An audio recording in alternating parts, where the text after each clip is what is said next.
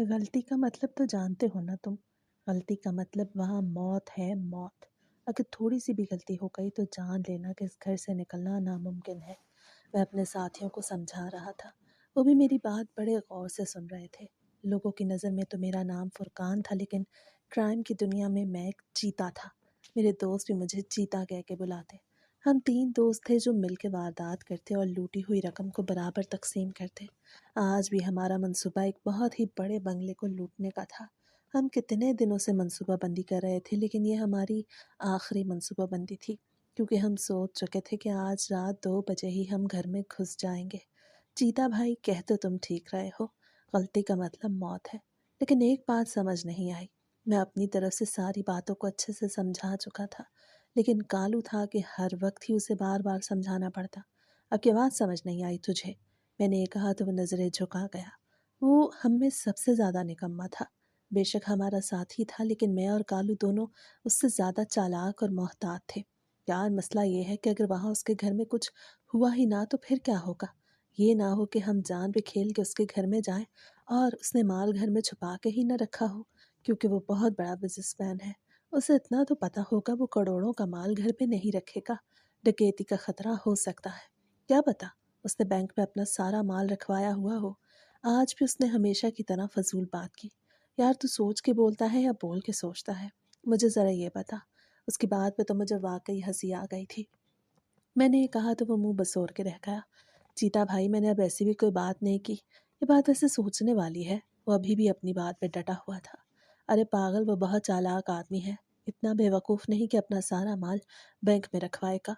Bank में रखवाने पर उससे पूछताछ होगी कि आखिर उसके पास इतना माल आया कहाँ से। ऐसे लोगों को तुम नहीं जानते, ऐसे लोगों का ठिकाना बैंक नहीं होते। मैंने उसे तफसील से समझाया। वो मेरी बातें बड़े गौर से सुन रहा था। एक सवाल तो उसका मुझे भी पसंद आया कि कहीं उसने अपने घर पर अपना माल ना रखा हो, बल्कि उसके माल छुपाने का ठिकाना कोई और हो, बैंक के अलावा कोई ठिकाना। अब इस बात पे मैं सोचने लगा, मगर मुझे भी तो पक्की खबर ही मिली थी, इसीलिए तो हमने इतनी पक्की प्लानिंग की थी। शीदा और कालू, मेरी बात कान खोल के सुन लो। हम तीनों घर में दाखिल नहीं होंगे, बल्कि सबसे पहले एक ही दाखिल होगा जो जाके घर के माहौल को देखेगा, फिर ही 2 साथियों को बुलाएगा। मैंने ये कहा तो शीदा और कालू के चेहरे पर नागवारी आ गई। शायद वो यही सोच रहे थे कि मैं उन दोनों में से ही किसी को भेजना चाह रहा हूँ। मैं उन दोनों का लीडर था, इसीलिए उन्हें मेरी बात मानना पड़ी थी। लेकिन उनके चेहरे पे आई नागवारी मैं देख चुका था। घर के अंदर सबसे पहले मैं ही दाखिल होऊंगा। जब मुझे माहौल ठीक लगेगा तो मैं तुम दोनों को बुला लूँगा। मैंने ये कहा तो उनके चेहरे पर सुकून की एक लहर दौड़ गई। ठीक है चीता भाई, हम तुम्हारे ऑर्डर का इंतज़ार करेंगे। शीदा ने फ़ौरन से जवाब दिया, जैसे वो मेरी बात ख़त्म होने का इंतज़ार कर रहा हो। हमारी सारी प्लानिंग बड़ी एहतियात से तैयार हुई। अब इंतज़ार था तो सिर्फ़ और सिर्फ़ 2 बजने का। 2 बजे का वक्त भी हमने इसीलिए ही चुना था क्योंकि हमें खबर मिली थी कि गार्ड 2 बजे ही करीब के होटल पे चाय पीने के लिए जाता है। हमें उस घर की पूरी रिपोर्ट थी। घर में ज़्यादा लोग नहीं रहते थे और सेठ भी काम के सिलसिले में शहर से बाहर जा चुका था। हवेली के 2 दरवाजे थे, दोनों पर ही गार्ड्स खड़े रहते और घर में एक बूढ़ा खानसामा था जो घर में ही रहता था। रात के वक्त यही लोग थे जो सेठ कासिम के अलावा उसके घर की देखभाल करते थे। सेठ कासिम की बस एक बेटी ही थी जो उसने बड़े नाजों से पाली थी। बस घर में चंद लोग ही थे, लेकिन बिल्डिंग को देख के ऐसे लगता था जैसे हजारों लोग उसमें रहते होंगे। सेठ कासिम कोई आम इंसान नहीं, बल्कि पूरे शहर का जाना माना बिजनेसमैन था, जिसकी करोड़ों की प्रॉपर्टी थी और अरबों की कमाई होती थी। हमने पूरी तरह से उसके घर पे रिसर्च की। घर के सारे कैमरे और लॉकर्स की सारी डिटेल हमारे पास मौजूद थी। अब इंतज़ार था तो सिर्फ़ और सिर्फ़ इस घर में दाखिल होने का। ये बात ख़तरे वाली बात थी, लेकिन ऐसे ख़तरे हमने हज़ारों बार उठाए थे। आज तक कभी भी पुलिस का हाथ हम तक नहीं पहुंचा था और हमेशा ही हम कामयाब रहे थे। और कामयाब होते भी कैसे नहीं, ये हमारा सालों का तजर्बा था। ये काम हम बहुत अरसे से करते आए थे। शीदा, चल जा, मेरे लिए चाय बना के ला। मैंने ये कहा तो शीदा बगैर कोई सवाल जवाब किए ही वहाँ से उठ के चला गया। मैं उसी से सारे काम करवाता था क्योंकि वो सबसे निकम्मा था और हम में सबसे ज़्यादा सुस्त भी। बेशक वो हमारे माल में बराबर का हिस्सेदार था। हमने कभी भी नाइंसाफ़ी नहीं की थी, बल्कि माल को बराबर 3 हिस्सों में तकसीम किया था। थोड़ी ही देर में शीदा चाय लेके आ गया तो मैंने बड़े सुकून से बैठ के चाय पी। میرے ذہن میں وہ سارا نقشہ گھوم رہا تھا جو ہم نے ڈکیتی کے لیے بنایا تھا۔ وقت تو جیسے پر لگا کے اڑتا جا رہا تھا۔ ہم تینوں گھڑی کی سوئیوں کا انتظار کر رہے تھے کہ کب بڑی سوئی جا کے 2 پہ کھڑی ہو اور ہم بھی گھر سے نکلیں۔ جیسے ہی گھڑی پہ 2 بجے تو ہم سب نے اپنی کمر کس لی۔ ہم گھر سے نکل چکے تھے۔ ہمارا یہ ٹھکانہ سب سے خفیہ تھا جہاں ہم بیٹھ کے پلاننگ کرتے تھے۔ ہم تینوں کے علاوہ کوئی بھی اس جگہ کے بارے میں نہیں جانتا تھا۔ آج ہم نے اپنی وہی گاڑی اٹھائی جو بلٹ پروف تھی۔ ہم کہیں بھی واردات کے لیے جاتے تو اسی گاڑی میں جاتے۔ ہم نے اس پہ نمبر پلیٹ بھی نہیں لگوائی تھی تاکہ سڑک پہ موجود کیمروں میں ہماری گاڑی کی نشاندہی نہ ہو جائے۔ ہمارا ہر ایک کام بڑی سوچ سمجھ کے ساتھ ہوتا، اسی لیے تو آج تک ہم پولیس کے ہاتھ نہیں لگے تھے۔ ہم گھر سے نکل چکے تھے، سڑک ویران پڑی تھی، رات کے 2 بج رہے تھے، آسمان پر بادلوں کی کرج چمک تھی۔ میں نے اپنا دل مضبوط کر لیا۔ گاڑی بھی میں ہی ڈرائیو کر رہا تھا۔ شیدا کو تو بالکل بھی گاڑی چلانی نہیں آتی تھی، لیکن کالو تھا جو گاڑی چلانے میں ماہر تھا۔ جیسے ہی ہم سیٹھ قاسم کے بنگلے کے قریب پہنچے تو گاڑی تھوڑی دور ہی کھڑی کر دی، کیونکہ ہم نے سوچا تھا کہ ہم میں سے کوئی پیدل ہی جائے گا تو سارا ماحول دیکھ آئے گا۔ شیدا اور کالو کو میں نے گاڑی کے پاس کھڑا کر دیا اور یہ کہہ دیا کہ میرے ایک ہی میسج کا انتظار کرنا۔ وہ دونوں میرے میسج کا انتظار کر رہے تھے۔ میں گیٹ کے پاس پہنچ چکا تھا۔ میں نے اندر جا کے دیکھا تو واقعی گارڈ نہیں تھا۔ شاید وہ چائے پینے کے لیے قریب کے ہوٹل میں گیا ہوا تھا۔ میں نے تھوڑا اندر جا کے دیکھا تو گھر میں پوری خاموشی چھائی ہوئی تھی۔ بادل زور زور سے گرج رہے تھے، شاید بارش ہونے والی تھی۔ میں نے جلدی سے کالو اور شیدا کو میسج کیا تو وہ تھوڑی دیر میں گھر کے اندر داخل ہو گئے۔ ہمیں تو دیوار پھلانگ کے بھی نہیں جانا پڑا تھا، کیونکہ دروازہ بالکل خالی پڑا تھا۔ یہ بھی ہمارے حق میں بہتر ثابت ہوا تھا، کیونکہ سیٹھ قاسم یہ نہیں جانتا تھا کہ اس کا گارڈ چائے کے لیے رات میں کسی پہر چلا جاتا ہے۔ اگر اسے معلوم ہوتا تو شاید وہ اسے نوکری سے ہی نکال دیتا، لیکن ہمارے لیے تو یہ سب اچھا ہی ہوا تھا نا۔ ہم تینوں آہستہ آہستہ قدم لیتے اندر جا رہے تھے۔ بادل کی گرج چمک زور و شور پہ تھی جو ہمارے قدموں کی چاپ کو سنائی ہی نہیں دینے دے رہی تھی۔ ہم ایک ایک قدم لیتے ایک دوسرے کے پیچھے اندر داخل ہو چکے تھے۔ ہم جیسے ہی گھر میں داخل ہوئے تو گھر میں بالکل ہی اندھیرا تھا۔ ہم اپنی منزل میں پہنچے اور سیٹھ کے اسی خفیہ کمرے میں پہنچ گئے جہاں اس کے مال کی خبر ہمیں ملی تھی۔ کمرے کے باہر بہت ہی بڑا تالا لگا ہوا تھا۔ شیدا ویسے تو نکما تھا لیکن تالے کھولنے کا ماہر تھا۔ ہم میں ہر ایک ساتھی اپنے اپنے کام کا ماہر تھا، اسی لیے تو ہم آج تک ایک ساتھ چلتے آئے تھے اور ہمیشہ ہی کامیاب رہے تھے۔ شیدا نے اپنا تجربہ آزماتے ہوئے تالے کو توڑا اور میں اندر داخل ہو گیا۔ میں نے شیدا اور کالو کو باہر سیڑھیوں پہ کھڑا رہنے کے لیے کہا تاکہ کوئی بھی یہاں پہ آئے تو مجھے وہ خبر دے سکے اور ہم وہاں سے فرار ہو سکیں۔ میں بڑی خاموشی سے اندر گھس چکا تھا۔ کمرہ تو ایسے سجا ہوا تھا کہ جیسے یہاں کسی کی رہائش ہو۔ سننے میں تو یہی آیا تھا کہ اس نے اپنا سارا مال ایک بہت ہی بڑے کمرے میں چھپا رکھا ہے جہاں پہ کوئی بھی نہیں جاتا۔ اب مجھے ساری بات سمجھ آنے لگی۔ کمرے کا ماحول اسی لیے ایسا رکھا گیا تھا کہ اگر کوئی ڈکیت گھر میں داخل ہو بھی جائے تو وہ بھی یہ جان نہ پائے کہ یہاں کوئی گڑبڑ ہے، بلکہ وہ یہی سمجھے کہ یہ بھی گھر کے دوسرے کمروں کی طرح ہی ہے۔ مجھے خبر یہیں کی ملی تھی، اسی لیے میں کمرے کے کونے کونے کو دیکھ رہا تھا۔ مجھے تو کمرے میں کہیں بھی کوئی چیز نظر نہیں آئی تھی جس سے میں یہ پتہ لگا سکتا کہ مال یہاں ہے کہ نہیں۔ دروازے کے بالکل پاس ہی ایک الماری کھڑی تھی۔ میں نے الماری کھول کے دیکھی تو اس میں کپڑے پڑے تھے۔ میں حیران ہو رہا تھا کہ آخر الماری میں صرف کپڑے کیسے ہو سکتے ہیں، کیونکہ باہر تو کمرے پہ اتنا بڑا تالا لگا ہوا تھا۔ تالا لگنے کی وجہ سے یہ شک پیدا ہو گیا کہ اس کمرے میں ضرور کچھ ایسا پڑا ہے جسے چھپانے کی سیٹھ کوشش کر رہا ہے۔ میں نے الماری کو اچھے سے چیک کیا لیکن مجھے اپنے مطلب کی کوئی چیز نہیں ملی۔ میں کمرے کو اچھے سے چھان چکا تھا لیکن کوئی بھی سراغ نہیں ملا۔ اچانک سے مجھے خیال آیا تو میں نے الماری کو تھوڑا سا ہٹا کے دیکھا۔ میرے پیروں تلے سے زمین نکل گئی۔ دیوار میں ایک تجوری بنی ہوئی تھی جس پہ ایک بہت ہی بڑا تالا لگا ہوا تھا۔ تالا کھولنا تو میرے بس کی بات نہیں تھی۔ میں جلدی سے کمرے سے باہر نکلا اور سیڑھیوں پہ شیدا کو بلایا۔ میں نے کالو سے سختی سے کہہ دیا کہ وہ اپنے کان آنکھیں کھلے رکھے تاکہ ہمیں خطرے سے آگاہ کر سکے۔ شیدا میرے ساتھ کمرے میں داخل ہو چکا تھا۔ اسے تالے کو بڑی مہارت سے کھولنے کی کوشش کی لیکن تالا بالکل بھی نہیں کھل رہا تھا۔ آج زندگی میں یہ پہلا تالا تھا جو اس کی پہنچ سے دور رہا تھا۔ شیدا کافی دیر لگا رہا تھا لیکن وہ کامیاب نہیں ہوا۔ لیکن پھر اچانک سے کڑک کی آواز آئی تو تالا کھل گیا۔ میرے چہرے پر خوشی کی لہر دوڑ گئی، کیونکہ میں تو سمجھ رہا تھا کہ شاید یہی تالا ہے جس میں مال بھرا ہوا ہے۔ میں یہ نہیں جانتا تھا کہ آگے اس سے بھی بڑی سیکیورٹی ہے۔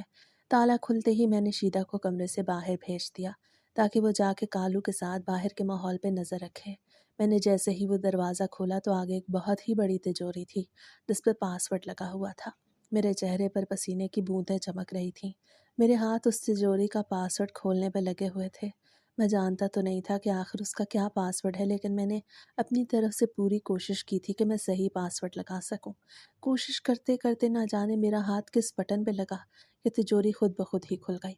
मैं तो देख ही नहीं पाया था कि आखिर मैंने कौन सा बटन दबाया है जिससे तिजोरी खुली है, लेकिन मुझे इससे क्या गर्ज थी। मुझे गर्ज थी तो सिर्फ और सिर्फ तिजोरी खुलने से, जो अब खुल चुकी थी। माल अंदर देखकर तो मेरी आंखें फटी की फटी रह गई थीं। सोने की ईंटें और नोटों से भरे सूटकेस अंदर ऐसे पड़े थे जैसे अलमारी में कपड़े पड़े होते हैं। हर एक चीज़ बड़े सलीके से रखी हुई थी। मेरी आंखें तो फटी की फटी रह गईं। जब मैंने सोने की एक ईंट उठा के देखी तो उसका वजन तो मुझे किलो के बराबर लग रहा था। ज्वेलरी के ढेर लगे थे। इतना सामान देख मुझसे रहा नहीं गया और मैं दौड़ के शीदा और कालू के पास पहुंच गया। वो दोनों बिल्कुल चौकन्ना होके खड़े थे। कालू सीढ़ियों पे खड़ा था और कालू ने शीदा को घर से बाहर भेज दिया था ताकि वो बाहर की निगरानी अच्छे से कर सके। सारा काम हमारी प्लानिंग के मुताबिक हो रहा था। कालू को मैंने जैसे ही बुलाया और उसने तिजोरी में पड़े माल को देखा तो उसकी आंखें भी मेरी तरह फटी की फटी रह गईं। अरे चीता भाई, ये तो इतना माल है, हमारी 7 नस्लें बैठ के खाएंगी। कालू ने हंसते हुए कहा तो मैंने उसे मुंह पे उंगली रखते हुए इशारा किया खामोश हो जाए, क्योंकि हमने ये काम बड़ी एहतियात से करना था। मेरे कहने पर उसने वही किया। हम दोनों जल्दी जल्दी माल तिजोरी से निकाल रहे थे। सारा माल हमने बड़ी एहतियात से तिजोरी से निकाल लिया था। कालू वाकई सच कह रहा था। ये इतना माल था जिससे हमारी 7 नस्लें बैठ के खा सकती थीं। अब हमें कोई काम करने की ज़रूरत नहीं थी। ये माल इतना था कि शायद हमें ज़िंदगी में कभी दोबारा डकैती की ज़रूरत ही नहीं पड़ने वाली थी। हमने बड़ी एहतियात से वो सारा माल लिया और उसकी गठरियाँ बना लीं। जैसे ही हम वो माल उठा के कमरे से निकलने लगे तो मुझे अचानक से किसी की आवाज़ महसूस हुई। मुझे ऐसे लग रहा था कि शायद कोई कमरे में मौजूद है। मैंने कालू से इस बारे में ज़िक्र किया तो वो कहने लगा, चीता भाई, हमें इससे क्या, कोई है या नहीं, हमें कोई नहीं देख रहा, बस माल लो और यहाँ से भागो। वो वहाँ से भागने का कह रहा था, लेकिन मेरा दिल मानने को तैयार नहीं था। कालू तो मेरे कहने पर भी नहीं रुक रहा था। इसलिए मैंने सारा माल उसे दिया और कह दिया कि तुम आराम से जाओ, मैं कमरे में देख के आता हूँ। वो मेरे कहने पर कमरे से बाहर निकल चुका था। मैं अब कमरे को बड़े अच्छे से छान रहा था। कमरे में सिर्फ एक दरवाज़ा था जो बाथरूम का था। मुझे हैरत हो रही थी कि आखिर आवाज़ कहाँ से आ रही होगी। मैं बाथरूम में गया तो मुझे आवाज़ और भी ज़्यादा करीब से सुनाई देने लग गई। मैं हैरान परेशान इधर उधर देख रहा था कि अचानक से मेरी नज़र बाथरूम के दरवाजे के पीछे एक दरवाजे पे पड़ी। शायद बाथरूम का दरवाज़ा खोलने की वजह से वो दरवाज़ा छुप जाता था, लेकिन अब मेरी नज़र उस पर पड़ चुकी थी। मैंने दरवाज़ा खोला तो ऐसे मालूम हुआ जैसे कोई बहुत बड़ा तहखाना हो। मुझे बहुत ज़्यादा खौफ हो रहा था, लेकिन मैं सोच चुका था कि मैं जान के रहूँगा कि यहाँ पे कौन है। अंदर बहुत अंधेरा था। मैं एक एक सीढ़ी चढ़ता नीचे उतर रहा था। जैसे जैसे मैं नीचे जा रहा था मुझे ऐसे महसूस हो रहा था कि रोशनी बढ़ने लगी है। जैसे ही मैंने आखिरी सीढ़ी पे कदम रखा तो मेरे पैरों तले से ज़मीन निकल गई। मेरे सामने एक लड़की रस्सियों में जकड़ी कुर्सी पे बैठी थी। उसके बाल बिखरे हुए थे, आंखों में सालों की थकावट और खौफ था। मुंह में कपड़ा ठोसा हुआ था, हाथ पांव बंधे हुए थे। मुझे हैरत हो रही थी कि आखिर इस तय खाने में सेठ ने इस लड़की को क्यों छुपा के रखा हुआ है। मैं जल्दी जल्दी से आगे बढ़ा और उस लड़की को रस्सियों से आज़ाद किया, लेकिन जैसे ही मैंने उसके मुंह से कपड़ा हटाया तो उसके मुंह से सिर्फ ये जुमला निकला, खुदा का वास्ता है, मुझे छोड़ दो, मेरे साथ कुछ ना करो, मुझे नहीं मारना। उसकी आंखों में खौफ था। नहीं नहीं, मैं तुम्हें मारने नहीं आया। मैंने उसे यकीन दिलाया कि मैं उसका मुहाफिज हूँ। तुम कौन हो और यहाँ क्यों हो? सेठ ने तुम्हें क्यों कैद कर रखा है? मैं उससे सवाल कर रहा था। उसकी आंखों से तो आंसू बहे चले जा रहे थे। मैंने अभी उससे ये सवाल किया ही था कि अचानक से मुझे कालू की आवाज़ सुनाई दी कि भाई जल्दी निकलो, पुलिस की गाड़ियों की आवाज़ सुनाई दे रही है। मैंने जल्दी से उस लड़की का हाथ पकड़ा और उसे तय खाने से बाहर ले आया, लेकिन जैसे ही शीदा और कालू ने मुझे उस लड़की के साथ देखा तो हैरान रह गए। अरे फुरकान भाई, ये लड़की कहाँ से आई? वो दोनों फटी आंखों से देख रहे थे। या ये तय खाने में थी? सेठ ने इसे खुफिया जगह कैद कर रखा था। मैंने ये कहा तो वो दोनों ही मुझ पर गुस्सा करने लगे। फुरकान भाई, आपको क्या हो गया है? ये लड़की हमारे लिए मुसीबत बन सकती है। तुम इसे यहीं पे छोड़ो और निकलो यहाँ से। गाड़ी बाहर खड़ी है। मुझे वहाँ से निकलने का कह रहे थे, लेकिन मैं लड़की को बगौर वहाँ से लिए यहाँ से नहीं निकल सकता था। उस बेचारी की आंखों में खौफ था। वह हम तीनों की बातें बड़े गौर से सुन रही थी। उसकी आंखों में आंसू बढ़ते चले जा रहे थे। कालू और शीदा, मेरी बात कान खोल के सुन लो। मैं उस लड़की के बगैर इस घर से नहीं जाऊँगा। सेठ कासिम ने न जाने उस बेचारी को क्यों यहाँ पे कैद कर रखा था। अब ये हमारे साथ जाएगी। मैंने ये कहा तो वो मुझ पर और भी गुस्सा होने लग गए। फुरकान भाई, खुदा के लिए हमारी जान बख्शो। अगर तुम इस लड़की को ले गए तो फिर हम पुलिस के हाथों पकड़े जाएंगे। पुलिस की गाड़ियों की आवाज़ें मुझे सुनाई दे रही हैं। कालू मुझे समझा रहा था, लेकिन मैं तो अहद कर चुका था। ना जाने क्यों मेरा दिल कर रहा था कि मैं उस लड़की को बचाऊं। मेरे अंदर का ज़मीर जागने लगा था। पूरी ज़िंदगी मैंने लोगों के घरों की तिजोरियों को लूटा था। लोगों की ज़िंदगी भर की कमाई मैंने मिनटों में उड़ाई थी। मगर ना जाने क्यों आज मेरा दिल था कि मैं उस मासूम सी लड़की की जान बचाऊं। अभी तो मैंने उससे उसकी कहानी भी नहीं पूछी थी। कालू और शीदा के मना करने के बावजूद मैं उस लड़की का हाथ पकड़कर बाहर ले आया। गाड़ियों की आवाज़ें सुनाई दे रही थीं। गार्ड भी अब चाय पी के वापस आ चुका था। अब जाना मुमकिन नहीं था। गार्ड के हाथ में गन थी। गन तो हमारे पास भी थी, मगर हम सोच के निकले थे कि हम गन बाहर नहीं निकालेंगे। अगर बहुत ज़्यादा ज़रूरत पड़ेगी तभी हम इसका इस्तेमाल करेंगे। लेकिन अब मामला हाथ से निकलने लगा था। जैसे ही गार्ड ने मुझ पर गोली चलाई तो गोली मेरे कंधे के करीब से गुजर गई। ये तो शुक्र था कि वो मुझे लगी नहीं थी। मैंने फ़ौरन से अपना पिस्टल अपनी कमीज़ के नीचे से निकाला और हवाई फायरिंग शुरू कर दी, क्योंकि मैं उसे मारना नहीं चाहता था। मेरा काम उसे मारना नहीं बल्कि यहाँ से बाकायदा तौर पर जान बचा के निकलना था, और हम इसमें कामयाब भी हो गए थे। गोली चलने के बाद गार्ड थोड़ा डर गया। उसके डर के वक्त ही हम भाग निकले और हम चारों भाग के गाड़ी में बैठ गए। अभी गाड़ी रास्ते में ही थी कि अचानक से पुलिस की गाड़ियों की आवाज़ें मुझे करीब से सुनाई देने लगी। मैंने गाड़ी को फुल स्पीड पे दौड़ा रखा था। हम गए भी कच्चे रास्ते से थे ताकि पुलिस की पहुंच हम तक ना हो सके। थोड़ी ही देर में हम पुलिस को चकमा दे के वहाँ से दूर निकल आए। जैसे ही हम खतरे से दूर आए तो मैंने सुख का सांस लिया। मैंने लड़की को अपने साथ वाली कुर्सी पे बिठा रखा था, क्योंकि कालू और शीदा उसे साथ लाने के लिए बिल्कुल भी राजी नहीं थे। वह अभी भी गुस्सा हो रहे थे, लेकिन मैंने उनकी बातों को अनसुना कर दिया था। मैं तो उस लड़के के बारे में कुछ भी नहीं जानता था, ना ही उसका नाम और ना ही उसका पता। इसीलिए मैं उसे अपने साथ अपने अड्डे पे ले आया। मैं उसे वहीं ले आया जहां हम तीनों बैठ के डकैती की प्लानिंग किया करते थे। कोई भी हमारे इस अड्डे से वाकिफ नहीं था सिवाय हम तीनों के। हम घर में दाखिल हो चुके थे। अब खतरा टल चुका था। माल हमने एक बहुत ही महफूज जगह पे छुपा दिया था। मैंने जाते ही सबसे पहले उस लड़की को पानी दिया। वो कुछ सुकून में आई। उसकी आंखों से आंसू बहना अभी भी नहीं रुके थे, लेकिन मैंने उसे यकीन दिलाया कि वो यहाँ पे महफूज है। मैं उससे उसकी कहानी पूछ रहा था, वो बस रोए जा रही थी। लेकिन जब उसका दिल कुछ सुकून में आया तो उसने मुझे अपनी कहानी बताई। वो सुन के तो मेरे होश उड़ गए। उसने मुझे बताया कि सेठ कासिम एक बहुत ही बड़ा स्मगलर है, जो जवान लड़कियों को गैर मुल्कों में बेच देता है। मुझे बहुत हैरानी हो रही थी, क्योंकि ये राज तो कोई भी नहीं जानता था। उस लड़की ने मुझे बताया कि उसकी तरह और भी हज़ारों लड़कियां वो दूसरे मुल्कों में बेचता है, जिसकी वो अच्छी कीमत वसूलता है। इसके साथ शहर के बड़े बड़े अफसरान भी शामिल हैं। उस लड़की का नाम मरियम था। मरियम ने मुझे सारी हकीकत बताई तो मुझे यकीन ही ना आया, लेकिन यकीन के सिवा मेरे पास और कुछ नहीं था, क्योंकि उस लड़के को झूठ बोलने से क्या ही मिल जाना था। वो बेचारी तो सेठ कासिम की कैद में थी। मरियम, मगर तुम्हें कैसे पता है कि सेठ का ये धंधा है? मैं उससे तफसील से बात कर रहा था, लेकिन उसने मुझे एक ऐसी बात बताई जिसे सुन के मेरे होश उड़ गए। उसने मुझे बताया कि सेठ ने अपनी एक डायरी में सारी तफसीलात लिख रखी हैं। उन तमाम लड़कियों की तफसीलात को वो बेच चुका है। खरीदने वालों की तफसीलात उसमें मौजूद हैं। मरियम ने मुझे बताया कि सेठ इस डायरी में अपनी हर एक तफसील लिखता है, जो भी उसके धंधे से रिलेटेड होती है। वो कह रही थी कि सेठ बहुत बड़े अफसरान से मिला हुआ है। अब मुझे सारी बात समझ आने लगी। इसीलिए ही वो डंके की चोट पे ये काम कर रहा था, क्योंकि शहर के बड़े उसके साथ मिले हुए थे। उसे तो डर ही नहीं था, क्योंकि वो जानता था कि अगर वो पकड़ा भी गया तो फिर छूटने में एक मिनट नहीं लगना। मेरे दिल में अजीब सी कश्मकश पैदा हो गई। मेरे साथी मुझसे नाराज़ थे और मुझसे लड़ने पे उतर आए, लेकिन मेरा दिल कर रहा था कि मैं उस लड़की को इंसाफ दिलाऊं, और उस जैसी हज़ारों लड़कियों को भी, जो शायद अब भी सेठ की कैद में कहीं न कहीं होंगी। फुरकान भाई, तुम इस लड़की को सेठ के हवाले कर दो। हमें सेठ इसके बदले एक बहुत ही भारी रकम दे देगा। کالو اب مجھے اس لڑکی کو سیٹھ کے حوالے کرنے کا مشورہ دے رہا تھا۔ میری بات کان کھول کے سن لو، یہ لڑکی کہیں بھی نہیں جانے والی، میں اسے اس کے خاندان تک پہنچا کے رہوں گا۔ میں نے صاف صاف انکار کر دیا۔ ان کی آنکھوں میں بغاوت مجھے صاف دکھائی دے رہی تھی۔ ہم تینوں دوستوں میں لڑائی ہو گئی تھی۔ آج مجھے سمجھ آ گیا کہ کرائم کی دنیا میں کوئی کسی کا سگا نہیں۔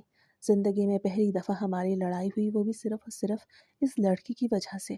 میں بھی اب سوچ چکا تھا کہ میں اس لڑکی کو بچا کے رہوں گا، کیونکہ اس کی معصوم آنکھوں میں مجھے موت کا خوف دکھائی دے رہا تھا۔ وہ مرنا نہیں چاہتی تھی، میں اسے محفوظ رکھنے پہ مجبور ہو گیا۔ رات کو میری تھوڑی دیر کے لیے آنکھ لگ گئی تو مجھے پتہ ہی نہ لگا، لیکن جب میری آنکھ کھلی تو میرے ہوش اڑ گئے۔ مریم اس گھر میں موجود نہیں تھی اور نہ ہی شیدا اور کالو وہاں موجود تھے۔ مجھے ساری بات سمجھ آ گئی۔ وہ ضرور مریم کو لے کے سیٹھ قاسم کے اڈے پہ گئے تھے۔ ان کی آنکھوں میں تو لالچ کی پٹی بندھی تھی، جو کسی انسان کی زندگی سے بھی زیادہ اہم تھی۔ میں نے جلدی سے اپنی پسٹل میں گولیاں بھری اور پسٹل چھپا لی۔ میں گھر سے نکل چکا تھا، گاڑی سڑک پہ دوڑتی جا رہی تھی۔ ابھی بھی رات ہی تھی لیکن صبح ہونے والی تھی۔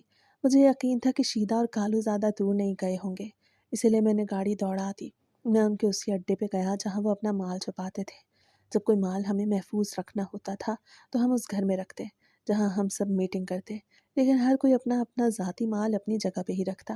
ہر کسی کا ایک خفیہ اڈا تھا جو سب نے ایک دوسرے سے چھپایا ہوا تھا۔ میں ان کے خفیہ اڈے کو جانتا تھا جہاں وہ اکثر اپنا مال چھپاتے تھے۔ وہاں پر گیا تو حقیقت میرے سامنے کھل گئی۔ مریم دوبارہ سے ان پٹیوں میں جکڑی بیٹھی تھی اور شیدا فون پہ کسی سے بات کر رہا تھا۔ شاید وہ سیٹھ قاسم کے کسی کارندے کو بلا رہا تھا۔ میں نے جا کے وہاں پہ فائرنگ شروع کر دی۔ شیدا اور کالو مجھے دیکھ چکے تھے، ان کی آنکھوں میں غصہ اور نفرت کے سوا کچھ بھی نہیں تھا۔ فرقان، تم ہمارے بیچ میں نہ آؤ ورنہ مارے جاؤ گے۔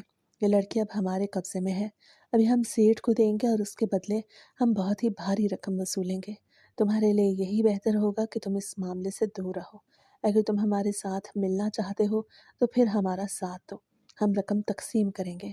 کالو نے یہ کہا تو میں نے غصے سے مٹھیاں بھیج لیں۔ کالو، تم لوگوں کی آنکھوں پہ لالچ کی پٹی بندھ گئی ہے۔ تم لوگوں کو اس معصوم کی آنکھوں میں وہ خوف دکھائی نہیں دے رہا جو سیٹھ قاسم کے ہتھے چڑھ جانے سے اس کی آنکھوں میں ہے۔ خدا کے لیے آنکھیں کھولو۔ میں انہیں سمجھانے لگا کیونکہ میں تو سمجھ رہا تھا کہ وہ میری بات سمجھ جائیں گی، لیکن وہ تو لالچ میں کہیں آگے ہی نکل گئی تھی۔ اچانک سے شیدے نے گولی چلا دی۔ شکر سے گولی میرے پیروں سے تھوڑی دور ہٹ کے چلی تھی کیونکہ شیدے کا نشانہ زیادہ پکا نہیں تھا۔ شیدا، تو جانتا ہے کہ میرا نشانہ کبھی نہیں چھوٹتا، اسی لیے مجھے مجبور نہ کر کے میں قدم اٹھاؤں جو میں اٹھانا نہیں چاہتا۔ میں نے ایک گرج کے ساتھ شیدے سے کہا تو وہ پیچھے ہٹ گیا۔ شروعات شیدے نے کی تھی۔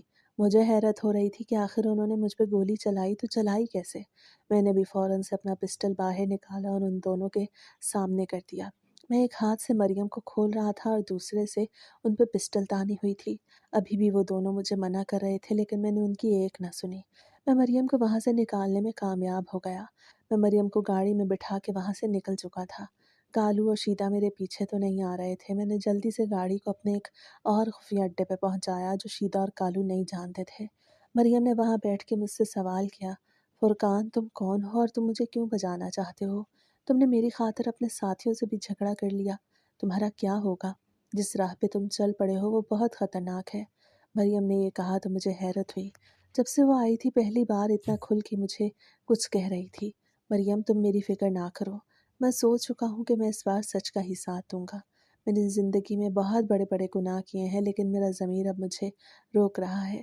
میرا ضمیر مجھے جھنجھوڑ رہا ہے اور مجھے تمہاری مدد کرنے پہ مجبور کر رہا ہے۔ میں جانتا ہوں کہ میرے دوست، میرے ساتھی میرے خلاف ہو گئے ہیں، وہ بھی صرف اور صرف لالچ میں، لیکن آج میں اپنے فائدے سے ہٹ کے کچھ کرنا چاہتا ہوں۔ شاید میرے اللہ نے مجھے موقع دیا ہے۔ ساری زندگی میں نے لوگوں کی خوشیوں کو لوٹا ہے لیکن آج میرا ضمیر مجھے مجبور کر رہا ہے کہ میں تم جیسی لڑکی کو انصاف دلاؤں اور تمہیں اس درندے سے بچاؤں۔ اس کی آنکھوں میں خوف دکھائی دے رہا تھا۔ اس کی آنکھوں میں آیا خوف میری وجہ سے نہیں بلکہ سیٹھ قاسم کے ہاتھ لگ جانے کا تھا۔ میں نے اسے یقین دلایا کہ میرے جیتے جی وہ کبھی بھی اس کے ہاتھ نہیں جائے گی۔ وقت بڑی تیزی سے گزرتا جا رہا تھا۔ صبح ہو گئی تھی، ہر طرف خبر تھی کہ ایک بہت بڑی ڈکیتی ہو گئی ہے۔ فون تو میں نے اپنا بند کر کے رکھا ہوا تھا کیونکہ مجھے خطرہ تھا کہ کہیں میرا فون ٹریس نہ کر لیا جائے۔ میں نے ٹی وی آن کر کے دیکھا تو ساری خبریں مجھے معلوم ہو گئیں، لیکن میرے ہوش اس وقت اڑ گئے جب میڈیا نے نیوز پہ ایک بات کہی کہ सेठ की दौलत तो डाकू ले गए, साथ में उसकी भांजी भी अगवा हो गई है। यहाँ पे मेरे होश उड़ गए और मुझे सारी बात समझ आने लगी। सेठ कासिम ने मरियम को हथियाने के लिए ये रूप अपनाया था, ताकि अगर पुलिस के हाथ मरियम लग भी जाए तो फिर पुलिस सेठ कासिम के हवाले ही उसे कर दे। मुझे तो उसकी सोच पे हैरत हो रही थी। अब मुझे समझ आ गई कि उसने इतना रुपया पैसा कैसे जमा किया। बज़ाहिर तो हम डाकू गिने जाते थे, लेकिन सबसे बड़े तो डाकू वही होते हैं जो शराफत का लिबादा ओढ़े शहर में बड़ी इज्जत से रह रहे होते हैं। न्यूज़ हर तरफ फैली हुई थी, हर कोई डकैती के बारे में बात कर रहा था। कोई ये नहीं जानता था कि हम कौन हैं। पुलिस अपनी कार्रवाई पे लग चुकी थी। मुझे समझ नहीं आ रही थी कि आखिर मैं मरियम को किस जगह महफूज रखूं, क्योंकि मुझे खुद से ज़्यादा उसकी फ़िक्र थी। अचानक से मेरे जहन में उस्ताद नदीम का ख़्याल आया, तो मैंने उन्हें कॉल मिला दी। मैंने अपनी दूसरी सिम से उन्हें कॉल की थी, जो मैंने बंद रखी हुई थी। कोई भी मेरे इस नंबर को नहीं जानता था। उस्ताद काम है, एक लड़की है जिसे महफूज ठिकाने पे रखना है। उसकी जान बहुत ख़तरे में है। ज़िंदगी में पहली बार मैं इंसानियत का ये काम करना चाहता हूँ। खुदा का वास्ता है, इनकार ना करना। मैंने कहा तो उस्ताद मेरी बात टाल न सका। अगले ही रोज़ मैंने मरियम को उसके हवाले कर दिया। मैंने उस्ताद से इस बारे में तफसील से बात की थी। शुरू शुरू में जब मैंने डकैती का काम किया था तो उस्ताद उस वक्त इस काम का सबसे बड़ा माहिर था, लेकिन अब उसने तौबा कर ली थी और सारे ऐसे काले धंधे छोड़ दिए थे। पहले तो उस्ताद मेरी बात नहीं मान रहा था, लेकिन जब मैंने उस लड़की का बताया तो उसे मेरी बात माननी पड़ी। मैंने उसे बताया था कि मैं ज़िंदगी में पहली बार ये काम अपने दिल के हाथों मजबूर होकर कर रहा हूँ। उस्ताद को हैरत तो हो रही थी कि आखिर मुझ में इतनी मुस्बत तब्दीली कैसे आ सकती है, लेकिन उन्होंने मेरी बात मान ली। अब मेरे दिल को कुछ सुकून पहुंच चुका था। मैं खुलकर दुश्मनों के खिलाफ लड़ सकता था, क्योंकि मेरी सारी फ़िक्र ख़त्म हो गई थी। मैंने मरियम को एक महफूज ठिकाने पे पहुंचा दिया। अब सिर्फ़ और सिर्फ़ एक रास्ता ही था, उस डायरी तक पहुंचना। अगर मैं उस डायरी तक पहुंच जाता तो फिर सेठ कासिम को कैद से कोई नहीं बचा सकता था। लेकिन अगर वो डायरी मुझे नहीं मिलती तो मैं अपनी ज़िंदगी से हाथ धो बैठता। मैंने उस्ताद के साथ मिलकर एक बहुत ही अच्छा प्लान बनाया, ताकि हम जाकर उस डायरी को हासिल करेंगे। बेशक जान का ख़तरा था, लेकिन फिर भी मैंने ये ख़तरा मोल लिया। उस्ताद नदीम ने भी मेरा साथ दिया, वो भी सिर्फ़ और सिर्फ़ नेकी की खातिर। मरियम ने हमें बताया था कि सेठ की डायरी जहाँ पर पड़ी है, वहाँ पर एक बहुत ही बड़ा लॉकर है, जिसका पासवर्ड भी मरियम कुछ-कुछ जानती थी, क्योंकि वो वहाँ काफ़ी दिन रह के आई थी। पासवर्ड तो हमें मालूम था, लेकिन अब मसला था कि घर में दाखिल कैसे हुआ जाए, क्योंकि सेठ कासिम भी घर लौट चुका था। उसे जैसे ही डकैती की खबर मिली, वो फ़ौरन से लौट आया। अगले ही रोज़ हमने प्लान के मुताबिक सेठ कासिम के घर की तरफ रुख किया।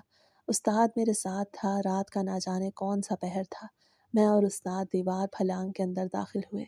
दीवार बहुत ऊंची थी, मगर हम अपने तजर्बे की वजह से अंदर दाखिल हो चुके थे। गार्ड को देखा तो वो सो रहे थे। मुझे हैरत तो हुई, लेकिन खुशी भी। हम आसानी से अंदर दाखिल हो गए। मैंने एक एक कदम लिया। उस्ताद मेरे साथ थे। हम दोनों उस कमरे में पहुंच गए। मेरे हाथ पांव कांप रहे थे, माथे पर पसीना चमक रहा था, मगर फिर भी मैं सोच चुका था कि आज उस घर से या तो कामयाब होकर निकलूंगा, या फिर इस घर से मेरी लाश निकलेगी। आज पहली दफ़ा मैंने जान का रिस्क लिया, वो भी एक लड़की की जान की खातिर। बेशक उस लड़की से मेरा कोई रिश्ता नहीं था, लेकिन मेरे अंदर का ज़मीर मुझे झंझोड़ रहा था। मुझे मजबूर कर रहा था कि मैं एक बेसहारा लड़की को इंसाफ दिलाऊं और उस जैसी हज़ारों लड़कियों को सेठ कासिम के जाल से बचाऊं, जो बेचारी अपने घर से, अपने माँ बाप से दूर बेच दी जाती थी। उस्ताद और मैं अंदर पहुंच चुके थे और हम ताला खोलने में कामयाब भी हो गए थे। मुश्किल तो बहुत हुई थी, लेकिन कामयाबी मिल गई थी। डायरी हमारे हाथ लग चुकी थी, लेकिन जैसे ही डायरी लेके मैं पीछे पलटा तो अचानक से कमरे की लाइट जल गई। लाइट जली तो सामने शीदा, कालू और सेठ कासिम खड़े थे। शीदा और कालू को सेठ कासिम के साथ खड़ा देखकर मेरे होश ही उड़ गए, लेकिन मुझे ये समझने में ज़रा भी देर न लगी कि वो किस लिए सेठ के साथ हो गए। वो पैसों के लालच में ही सेठ के साथ मिल गए थे। फुरकान, मैं जानता था तुम यहाँ ज़रूर आओगे, और यहाँ तक लाने में मैंने तुम्हारी मदद भी की, लेकिन तुम नहीं समझ पाओगे। ये ताला खोलना इतना आसान नहीं था जितना आसानी से तुमने खोला है। ये भी मेरी वजह से ही तुमने खोला है। मैं चाहता था कि तुम इसे खोलो। सेठ ने कहा तो मेरे पैरों तले से ज़मीन निकल गई। मुझे सारी बात समझ आने लगी। वो गार्ड शायद इसीलिए ही सोए हुए थे कि ये सब भी सेठ की चालें थी, ताकि मैं घर के अंदर आसानी से दाखिल हो सकूं। डायरी मेरे हाथ में थी और उस्ताद भी मेरे साथ खड़े थे, लेकिन हम दोनों की आंखों में ज़रा भी खौफ नहीं था। हम सच्चाई के लिए लड़ रहे थे। अचानक से उस्ताद ने एक धुएं वाला बम कमरे में फोड़ दिया। جس سے کمرے میں سفید دھواں پھیل گیا۔ ہم پوری تیاری کے ساتھ یہاں آئے تھے۔ میں نے جلدی سے استاد کا ہاتھ پکڑا اور گھر سے باہر نکل آیا۔ ہمارے ہاتھ ڈائری تو لگ چکی تھی، لیکن اب سب سے زیادہ ضروری اپنی جان بچانا تھا، تاکہ اس ڈائری کو کامیاب ثبوت بنایا جائے جس سے سیٹھ قاسم کی ساری زندگی اجڑ سکتی تھی۔ میں نے استاد کا ہاتھ پکڑا ہوا تھا۔ ہم پچھلے دروازے کی طرف آئے۔ دروازہ بند تھا۔ میں نے جیسے ہی دیوار پہ چڑھ کے استاد کو اوپر چڑھانا چاہا تو اچانک سے میرے پیر پہ گولی لگ گئی، جس کی وجہ سے میرا ہاتھ استاد کے ہاتھ سے چھوٹ گیا۔ استاد بالکل بھی اوپر نہ چڑھ پائے، بیچارے نیچے رہ گئے۔ اچانک سے ایک زوردار گولی جا کے استاد کے سینے میں لگی تو مجھے ایسے معلوم ہوا جیسے وہ گولی میرے اندر لگی ہو۔ میری آنکھوں سے آنسو نکل پڑے، لیکن اب میرے پاس سیٹھ قاسم کا وہ ثبوت لگ گیا تھا جو اسے ملیا میٹ کر سکتا تھا۔ میں فوراً وہاں سے بھاگا۔ میرا دل غم سے پھٹنے لگا تھا۔ مجھے تو اپنی گولی بھی بھول گئی، مجھے صرف اور صرف غم تھا تو استاد کا، جنہوں نے میری خاطر اپنی جان دے دی۔ میں فوراً سے ان کے گھر پہنچا۔ بڑی مشکل سے میں وہاں پہنچا تھا، کیونکہ میرے پیچھے سیٹھ کے آدمی لگے ہوئے تھے۔ مریم نے میری ایسی حالت دیکھی تو اس کی آنکھوں سے آنسو نکل آئے۔ فرقان، تمہیں کیا ہو گیا؟ تمہیں گولی لگی ہے؟ کیسی لگی ہے؟ اس نے تو سوالوں کی بوچھاڑ کر دی۔ مریم، میں ٹھیک ہوں، لیکن استاد اب ہم میں نہیں رہے۔ انہیں گولی لگی ہے، میں انہیں لانے میں کامیاب نہیں ہو سکا۔ میں نے یہ کہا تو وہ پھوٹ پھوٹ کے رونے لگے۔ ہم دونوں کو ان کا بہت زیادہ غم تھا، کیونکہ وہ ہمارے محسن تھے۔ اب سوچنا تھا کہ اس ڈائری کو کس مضبوط ہاتھ تک پہنچایا جائے، کیونکہ سیٹھ کی پہنچ تو دور دور تک پھیلی ہوئی تھی۔ کوئی بھی اس ثبوت کو دوبارہ سے سیٹھ تک پہنچا سکتا تھا۔ بہت سوچ بچار کے بعد میرے ذہن میں ایک نام آیا۔ وہ تھا جاوید صاحب۔ وہ شہر کے ایک ایسے صحافی تھے جو کسی کی بھی سچائی کھولنے سے نہیں گھبراتے تھے۔ اگلے دن میں مریم کو لے کے لوگوں کی نظروں سے چھپ کے ان کے گھر پہنچ گیا۔ میری تصویر شہر میں ڈاکو کے نام سے پھیل گئی۔ میں نے خود کو اور مریم کو بڑی مشکل سے لوگوں کی نظروں سے بچایا اور جاوید صاحب کے گھر جانے میں کامیاب ہوا۔ جاوید صاحب بھی میری شکل نیوز پہ دیکھ چکے تھے۔ وہ مجھے ڈاکو سمجھ رہے تھے، لیکن جب مریم نے انہیں ساری حقیقت بتائی تو انہیں میری بات بھی سمجھ میں آ گئی۔ میں ان کے حوالے ڈائری کر چکا تھا۔ انہوں نے ڈائری کو دیکھا تو ان کے چہرے پہ ایک پرسکون مسکراہٹ پھیل گئی۔ فرقان، جو ثبوت تم لائے ہو وہ سیٹھ قاسم کے ساتھ ساتھ ان تمام لوگوں کو ملیا میٹ کرنے کے لیے کافی ہے جو ان کے ساتھ اس گھناؤنے کام میں ملے ہوئے ہیں۔ جاوید صاحب نے یہ بتایا تو ہم دونوں کے چہرے پر بھی مسکراہٹ آ گئی، لیکن اچانک سے گھر کے باہر سائرن بجنے لگے۔ پولیس کی گاڑیوں کی لائٹس چل رہی تھیں۔ فرقان، خود کو پولیس کے حوالے کر دو، ورنہ پولیس اپنے طریقے سے تمہیں پکڑے گی اور تمہارے پاس پھر بچنے کا کوئی موقع نہیں رہے گا۔ اگر تم خود کو سرنڈر کر دو گے تو شاید تمہاری سزا میں کمی لائی جائے۔ ایک سپیکر پہ میرا نام گونجا تو میں گھبرا گیا۔ جاوید صاحب کا گھر پولیس کے حصار میں گھرا ہوا تھا۔ وہ بیچارے بھی میری وجہ سے پھنس گئے، لیکن انہوں نے مجھے یقین دلایا کہ وہ میرا مکمل ساتھ دیں گے۔ فرقان، تم 10 منٹ ان لوگوں کو الجھا کے رکھو، میں یہ ساری خبر پورے میڈیا میں پھیلا دیتا ہوں، پھر سیٹھ کو جیل جانے سے کوئی نہیں روک سکے گا۔ جاوید صاحب کے ہاتھ کی بورڈ پہ بڑی تیزی سے چل رہے تھے۔ وہ ڈائری کی ساری معلومات کمپیوٹر پہ چڑھا رہے تھے تاکہ سوشل میڈیا پہ یہ خبر پھیل جائے اور کوئی ہماری مدد کے لیے آ سکے، تاکہ سیٹھ قاسم کا مکروہ چہرہ سب کی نظروں کے سامنے آئے۔ اب باقاعدہ طور پہ گولیاں چلنے لگیں، لیکن گولی ابھی ہم میں سے کسی کو بھی نہیں لگی تھی، کیونکہ ہم ایک محفوظ کمرے میں بیٹھے تھے۔ میں نے بھی جوابی گولیاں چلائیں، لیکن میرا مقصد کسی کو مارنا نہیں بلکہ صرف اور صرف انہیں الجھانا تھا۔ تھوڑی دیر میں اچانک سے جاوید صاحب کی آواز میرے کانوں میں گونجی، فرقان، ہمارا کام ہو گیا، اب کوئی بھی سیٹھ کو نہیں بچا سکتا۔ جیسے ہی یہ آواز میرے کانوں میں گونجی تو میرے دل میں سکون کی ایک لہر دوڑ گئی۔ جاوید صاحب نے لائیو وہ ساری انفارمیشن دے دی تھی۔ کروڑوں لوگ منٹوں میں وہ سب دیکھ رہے تھے۔ فائرنگ رک گئی۔ مریم بیچاری ہاتھ پھیلائے اللہ کے حضور دعائیں کر رہی تھی۔ میرا دل جو خوف سے بھرا ہوا تھا، مریم کو دیکھ کے بالکل مطمئن ہو گیا، کیونکہ اس نے اللہ سے رجوع کیا، اور جو اللہ سے رجوع کرتا ہے وہ ہمیشہ ہی کامیاب رہتا ہے۔ اچانک سے گاڑیوں کے سائرن کی آواز بڑھنے لگی اور گولیوں کی گونج خاموش ہو گئی۔ ہر طرف پولیس تھی، شور شرابے کا سماں تھا۔ مریم کونے میں بیٹھی رو رہی تھی اور اللہ سے دعائیں کر رہی تھی۔ جاوید صاحب اپنا کام کر چکے تھے۔ اچانک سے ایسے محسوس ہوا کہ گھر کا دروازہ کھلا ہے۔